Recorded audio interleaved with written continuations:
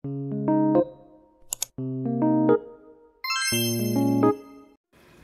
everyone! So, for today's video, i-share ko sa inyo kung paano ako nag-start as content creator. But before that, I just want to greet everyone na Happy Hearts Day or Happy Valentine's Day. So, itong video na napili ko is perfect talaga siya for Valentine's post kasi ito yung Mang Inasal Together campaign na ginawa ko.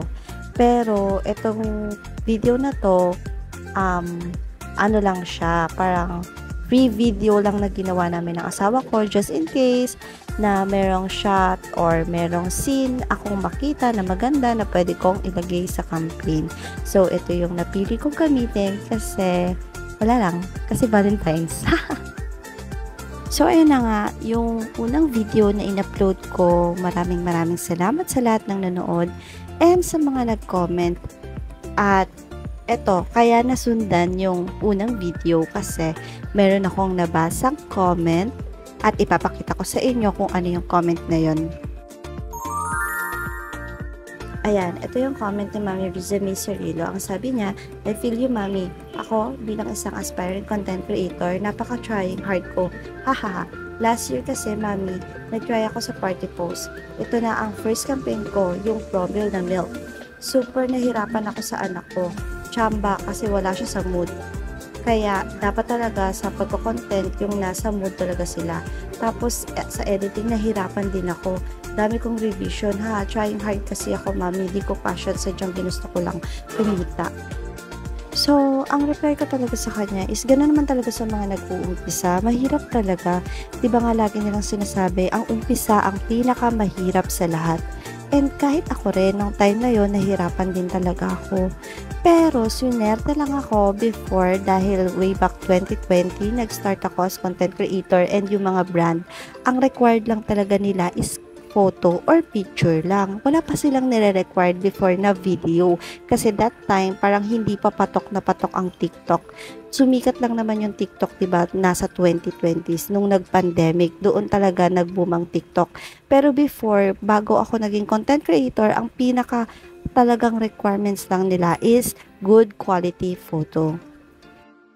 And dito isi-share ko sa inyo kung paano ako mag-take ng photo before. So, ito yung sample picture ko noon kasi sabi nila magpipicture ka lang daw with the brand. Eh, hindi ko naman alam kung paano. Hindi, kumbaga wala akong mga content creator friends na nagtuturo sa akin before kung anong gagawin ko. So, ganyan lang yung ginawa ko.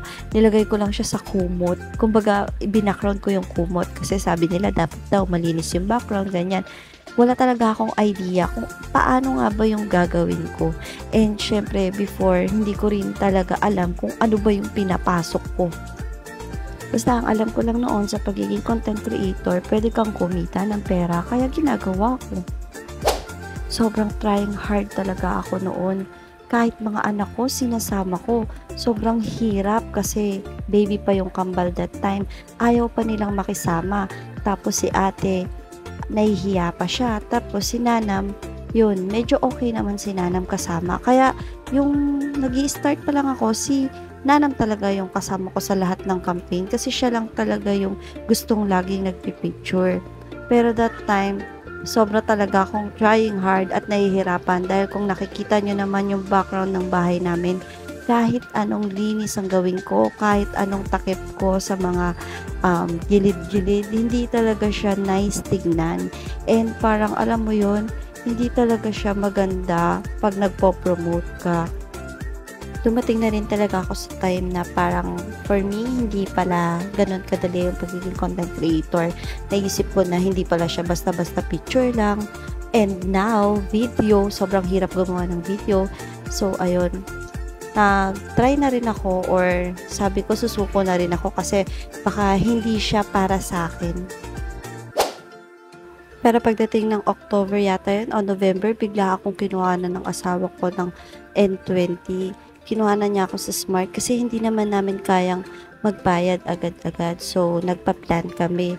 And, nung time na to, dito ko sinabi sa sarili ko na, okay, hindi ako susuko, magka-content creator ako. Gagawin ko lahat ng best ko para maging content creator ako.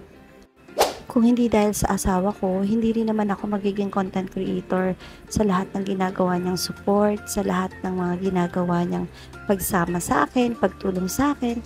Kaya hindi ako magiging content creator na ganito ngayon kung hindi rin dahil sa kanya. At saka mapapansin nyo naman yan sa lahat ng content creator na may mga magagandang output. Hindi lang sila solo or hindi lang sila yung gumagawa, kundi kasama nila yung mga hobby nila or minsan yung mga anak nila. Ang isang content creator, hindi niya talaga kayang bumuo ng isang magandang content kung hindi or walang support ng family niya. And thankful ako dahil ang unang-unang sumuporta sa akin ay ang asawa ko. So, ayan, pinanghinaan man ng loob nung una, gora ulit, laban ulit. So, bumalik ulit ako sa pagiging content creator. And nung campaign naman ay Joy, grabe, sobrang pangit ng lababo namin. As in, apaka-pangit. Kaya naisip ko, ano kaya kung mangapit bahay ako para lang gumawa ng content. And ayan, naging maganda naman yung result. Nakakahiya, pero kailangan talagang kapalan ng mukha kasi ginusto ko to.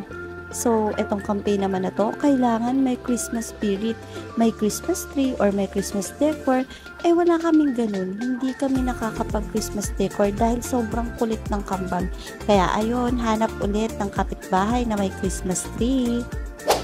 Taong 2021, project namin yung pader namin. So, nilagyan lang namin siya ng wallpaper na white para naman kahit isang sulok man lang ng bahay namin makapag-photoshoot ako. Then, ito na nga yung kinalabasan niya. Thank God at hindi na ako nangangapit bahay para lang mag-photoshoot. May mga sulok na sa bahay namin na pwedeng mag-photoshoot at gumawa ng campaign. June ng 2021, nakalipat na kami sa bagong bahay namin. So, ito yung kasi yung bahay namin na pinagawa na tinitirhan na namin ngayon. At dahil nasa new house na kami, mas maganda na yung mga nagiging output ko sa bawat campaign na ginagawa ko. Pero that time, ex-deal pa lang din yung mga campaign na ginagawa ko. Ex-deal, ang ibig sabihin ng ex-deal ay product na same ng rate mo. So, for example, kung ang rate mo ay 2,000, dapat ang product na ibibigay sa'yo is worth 2,000. Ito ang pinaka-best and biggest project ko noong 2021 kasi nagkaroon ako ng collaboration na galing pang Switzerland. So, yung painting na nasa likod ko, nagkakahalaga siya ng nasa 10,000 pesos. So, ayan, kung gusto nyo i-check pa po yung mga photo or mga brand collaboration ko, you can check and follow me on IG kasi dyan ko lahat, pinapost lahat ng mga brand collaboration. Ayan, so lahat naman talaga tayo is gustong kumita ng pera, pero hindi natin naisip na mahirap pala talaga. So, inisip ko na lang na in the future, magagamit ko ang mga bagay na ito kapag nag-apply na ako ng trabaho. Kasi, hindi naman forever housewife ako. So, kailangan habang housewife ako ngayon, gumagawa ako ng paraan na may mailagay ako sa portfolio ko or sa resume ko para pagdating na panahon na pwede na akong magtrabaho, meron akong maipapakita. So, dito na matatapos ang aking video, pero hindi pa rin kami tapos kumain. So, ayan, thank you so much sa lahat ng nanood. And, kung gusto nyo ng mga ganitong content, comment lang po and gagawa pa tayo sa next video. Bye!